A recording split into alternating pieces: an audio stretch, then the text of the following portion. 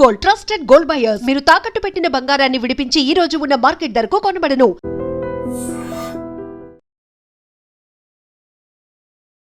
Welcome to iDream. నేను Deshri. Central government ఆధ్వర్యంలోని PIB Odisha media టూర్లో భాగంగా మనం కోణార్క్ టెంపుల్కి కూడా వెళ్ళాం. భారతీయ శిల్పకళా వైభవానికి నిలువెత్తు సాక్ష్యం, కళింగ సామ్రాజ్యపు గర్వకారణం, రవికిరణాల తన్మయత్వం మన కోణార్క్ సూర్య దేవాలయం.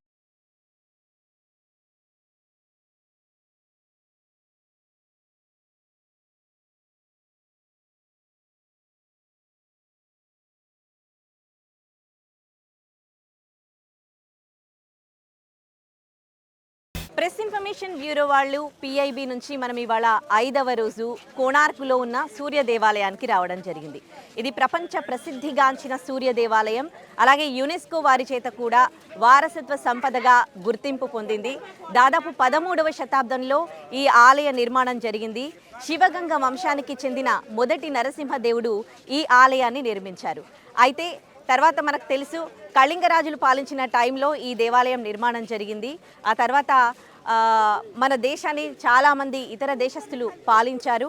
సో పోర్చుగీస్ వాళ్ళు ఇక్కడ నుంచి ట్రేడింగ్ చేసేవాళ్ళు. ట్రేడింగ్ చేసినప్పుడు ఈ టెంపుల్ ఎలా ఉండేదంటే, ఈ టెంపుల్ ప్రత్యేకత ఏంటి అంటే, టెంపుల్ పైన గోపురం పైన మ్యాగ్నెట్ ఉండేది, టెంపుల్ కింద మ్యాగ్నెట్ ఉండేదన్నమాట.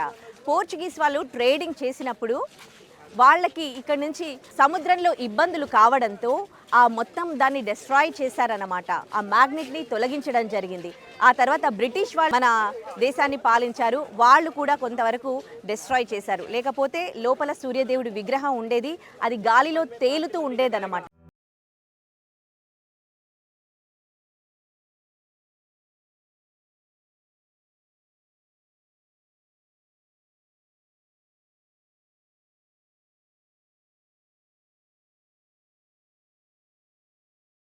సముద్రపు అలల సాక్షిగా కాలచక్రాన్ని రాతిపై బంధించిన ఈ అద్భుత కట్టడం గురించి ఈరోజు మనం తెలుసుకుందాం.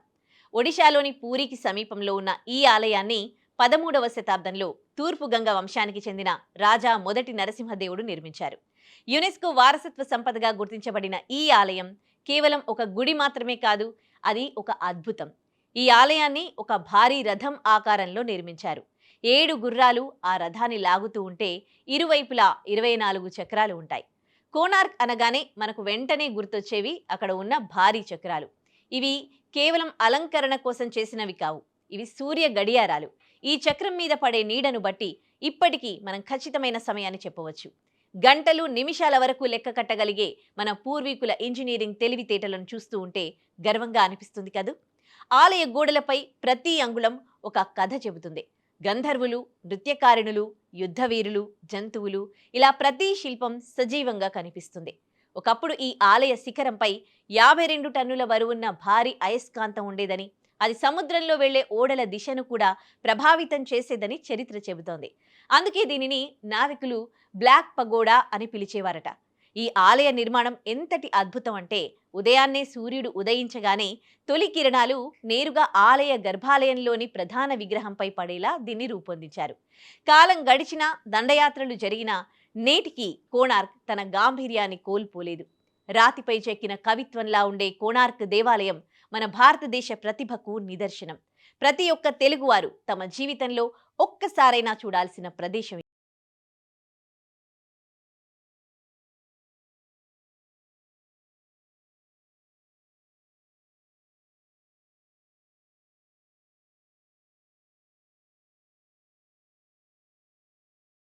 నేను దేశ్రీ.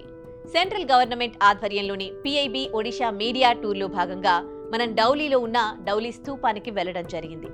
చరిత్ర అంటే కేవలం యుద్ధాలు, విజయాలు మాత్రమే కాదు, ఒక మనిషి మనసు మారి ప్రపంచానికి శాంతిని పంచిన గొప్ప మలుపు కూడా.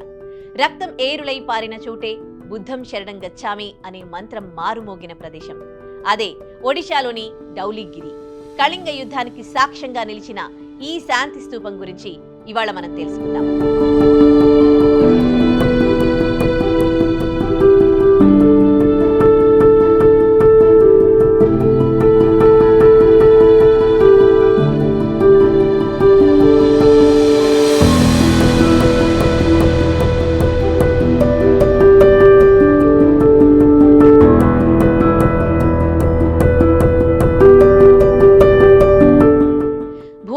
వరకు కేవలం 8 కిలోమీటర్ల దూరంలో దయానది ఒడ్డున ఉంది ఈ డౌలీకొండ.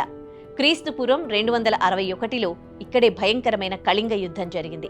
లక్షలాది మంది మరణం, నది నీరు రక్తంతో ఎర్రగా మారడం చూసి చండశాసనుడైన అశోక చక్రవర్తి మనసు కలత చెందింది. కత్తిని విడిచిపెట్టి కరుణను స్వీకరించిన ప్రదేశం ఇది. అందుకే దీనిని అశోకుడి పరివర్తనకు వేదికగా పిలుస్తారు. మీరు పైన చూస్తున్న ఈ తెల్లటి అద్భుత కట్టడాన్ని విశ్వశాంతి స్తూపం అని పిలుస్తారు. దీన్ని 1970లో జపాన్ బుద్ధ సంఘం మరియు ఒడిషా ప్రభుత్వం సంయుక్తంగా నిర్మించాయి. ఈ స్తూపం పైన బుద్ధుడి జీవిత విశేషాలను తెలిపే శిల్పాలు, శాంతికి చిహ్నమైన ఏనుగుల విగ్రహాలు మనకు కనిపిస్తాయి. ఇక్కడి ప్రశాంతత మనసుకి ఎంతో హాయినిస్తుంది. కేవలం స్తూపం మాత్రమే కాదు, ఈ కొండ అడుగు భాగంలో అశోకుడు చెక్కించిన రాతి శాసనాలున్నాయి. ప్రజలందరూ నా బిడ్డలే అని ప్రకటించిన అశోకుడి మాటలు ఇక్కడ ఇప్పటికీ సజీవంగా ఉన్నాయి. మీరు గనక సాయంత్రం వేళ డౌలీని సందర్శిస్తే ఇక్కడ జరిగే లైట్ అండ్ సౌండ్ షో అస్సలు మిస్ అవ్వకండి. రంగురంగుల వెలుగుల్లో డౌలీ స్తూపం మెరిసిపోతూ ఉంటే కళింగ యుద్ధం మరియు అశోకుడి ప్రయాణాన్ని కథగా వినడం ఒక మరపురాని అనుభూతిని ఇస్తుంది.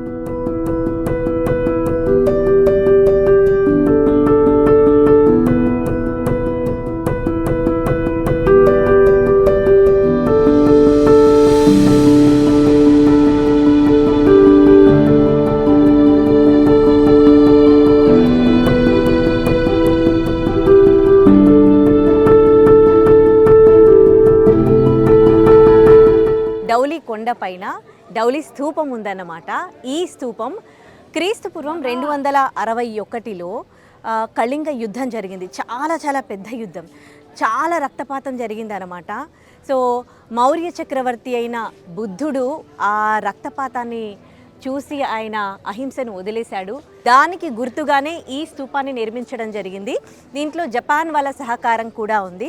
జపాన్ వాళ్ళ సహకారంతో ఈ స్తూపాన్ని నిర్మించారన్నమాట.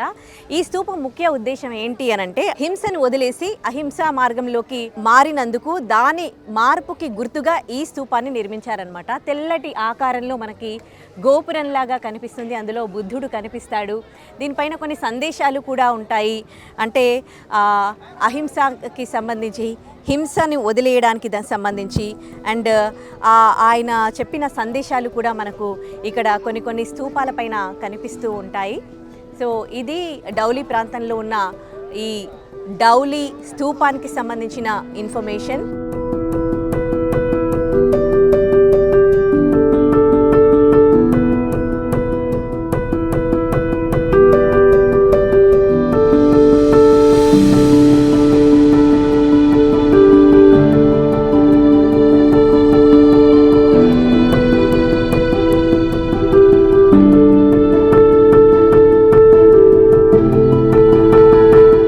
డౌలీ కొండపైన ఉన్న ఈ డౌలీ స్తూపములో మొత్తం 3 బుద్ధ విగ్రహాలు ఉన్నాయి. బుద్ధుడు 3 వైపులా బుద్ధుడివి పెద్ద విగ్రహాలు ఉన్నాయి. లోపల పైన మొత్తం కూడా శిల్పాలుగా చెక్కారన్నమాట.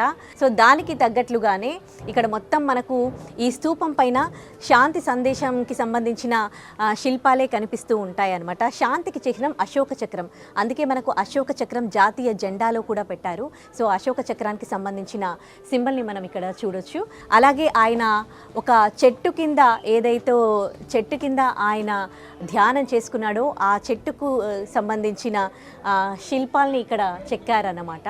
సో ఆయన ధ్యానం చేస్తున్న శిల్పం, అలాగే ఆయన కూర్చున్న చెట్టు, అవన్నీ కూడా మనకి ఈ స్తూపం చుట్టూ కూడా కనిపిస్తాయి అన్నమాట. 3 వైపులా బుద్ధుడి విగ్రహాలు ఉన్నాయి. సో ఇందాక మనం ఎంట్రన్స్కి రాగానే ఒక బుద్ధుడి విగ్రహం కనిపిస్తుంది, ఒక ముద్రలో కనిపిస్తుంది. ఇక్కడ బుద్ధుడి విగ్రహాన్ని చూస్తే ఆయన వేరే ముద్రలో ఉన్నారు. మనం చేతులు చూసి మనము గమనించవచ్చు. దీని వెనకాల అలాగే సింహాలు. సో ఆయన ఇచ్చిన సందేశాన్ని ఇప్పటికీ మనం పాటిస్తూ ఉంటాం. మనం వాడే రూపాయి కాయిన్స్లో ఉండొచ్చు, మనకి సింహాలు కనిపిస్తూ ఉంటాయి. ఆయన ఇచ్చిన సందేశం మనకు జాతీయ జెండాలో కనిపిస్తుంది. శాంతికి చిహ్నం అయిన అశోక చక్రం మనకు అందులో కనిపిస్తూ ఉంది. సో ఇక్కడ కూడా మొత్తం ఇంకా ఆ బుద్ధుడిచ్చిన సందేశాలే ఇవన్నీ కూడా.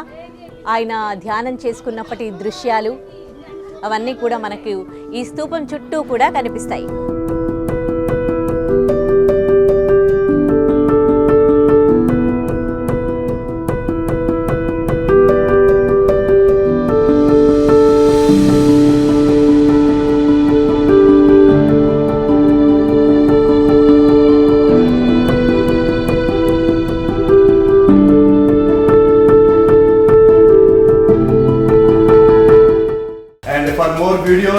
Please subscribe to iDream. Please subscribe to iDream. Please subscribe iDream. And please subscribe to iDream. For more videos, subscribe to iDream. Please like, share and subscribe to the channel. Congratulations, iDream. subscribe to iDream. Subscribe to iDream. So subscribe to iDream Media. iDream ki iDream team andarki huge congratulations. Please subscribe iDream Media. Please subscribe to iDream. Subscribe iDream. Please subscribe to iDream. iDream అంటే నా కళల ఛానల్ను subscribe చేసుకున్న నోరు తిరుగుతలేదు, మీరైతే గంట గుర్తు కొట్టండి. For more such videos, please subscribe to iDream. Subscribe to iDream. Please subscribe to iDream. Please subscribe iDream Media. Please do subscribe to iDream. Please subscribe to iDream Media. For best entertainment and information, please subscribe iDream. And don't forget to subscribe to iDream.